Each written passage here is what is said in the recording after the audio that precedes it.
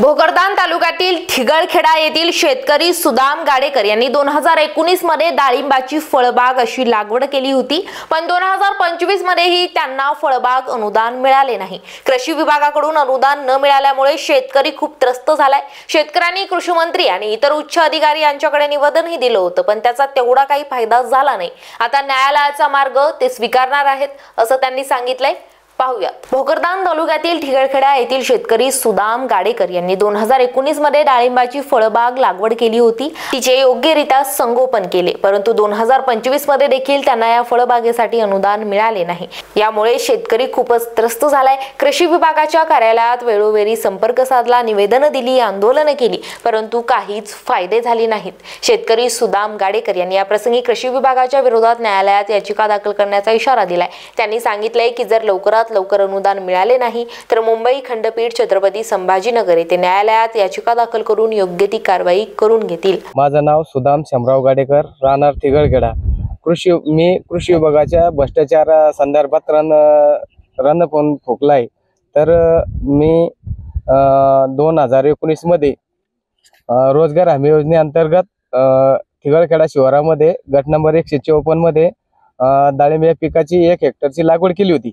त्यानंतर कृषी सहाय्यकांनी संबंधित फळबागाची पाहणी केली आणि आमच्याकडनं बिल जमा करून घेतली आणि त्यांनी काय म्हणले की बा वरून जे बजेट नाही, आज येईल उद्या येईल असं करून बरेच दिवस आम्हाला त्यांनी खोट्या थापा मारून आमची दिशाभूल केलेली आणि त्याच्यामध्ये आम्हाला काही पैशाची मागणी पण केली होती की बा जे मस्टर काढते त्यासाठी साहेबाला काही पैसे द्यावे लागते म्हणे। तर मी म्हणलं 1 रुपये देणार नाही, त्यामुळे त्यांनी आमच्या मस्टरच काढू दिले नाही आणि त्याच्यानंतर आमचे जे मस्टर निघत नसल्यामुळं आणि जे बिल निघत नसल्यामुळं त्यांनी जे फळबाग लागवडीचे बिल आहेत तर त्या बिला संदर्भात आम्ही तालुका कृषी अधिकारी यांच्याकडे निवेदन दिलेले, त्याच्यानंतर जिल्हा कृषी अधिकारी यांना निवेदन दिलेले आणि विभागीय कृषी सहसंचालक तुकाराम मोठे यांना सुद्धा निवेदन दिले की आम्हाला फळबाग लागवडीचे पैसे मिळत नाही।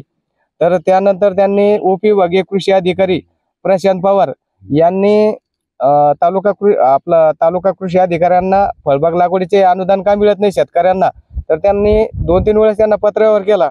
तर कृषी सहाय्यक सुनील रोकडे यांच्यावर त्यांनी दोषपत्र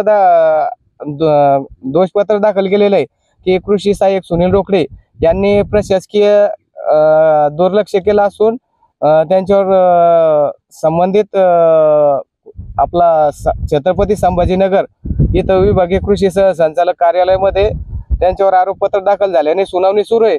तर त्यानंतर काय झालेलं आहे की बा जे मंडळ तालुका कृषी अधिकारी यांनी प्रत्यक्ष आमच्या शेतात येऊन 25/5/2024 रोजी फळबागाची पाहणी केली आणि 2019 ते 2023 पर्यंत फळबागा जिवंत होत्या आणि 2024-25 मध्ये भीषण पाणी टंचाईमुळे फळबागा वाळून गेल्या होत्या, तसा त्यांनी पंचनामा केलेला आहे आणि कृषी विभागाचे अधिकारी कर्मचारी यांच्या निष्काळजीपणामुळे संबंधित शेतकऱ्याला अनुदान मिळाले नाही। त्या आधारे उपविभागीय कृषी अधिकारी यांनी आरोपपत्र दाखल करून त्यांच्यावर कारवाईसाठी प्रस्ताव पाठवला होता।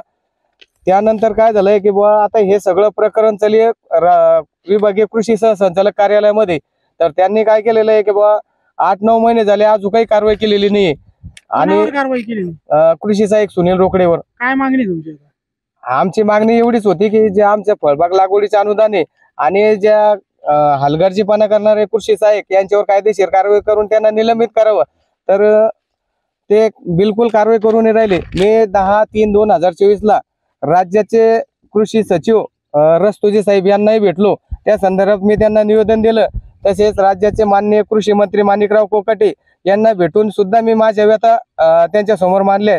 तर त्यांनी संबंधित कृषी संचालक तुकाराम मोठे यांना 8 दिवसाच्या आत तात्काळ कारवाई करण्याचा आदेश दिला होता, पण त्यांनी आतापर्यंतही काही कारवाई केली नाही आणि जे आमचं जे मस्टर होतं त्याच्यामध्ये कृषी सहाय्यक सुनील रोकडे आणि रोजगार सेवक यांनी बोगस कामगार दाखवून राजू ढवळे यांनी बोगस कामगार दाखवून कडे नमुना। Sonaji Jogdand, star Maharashtra news, Bhokardan.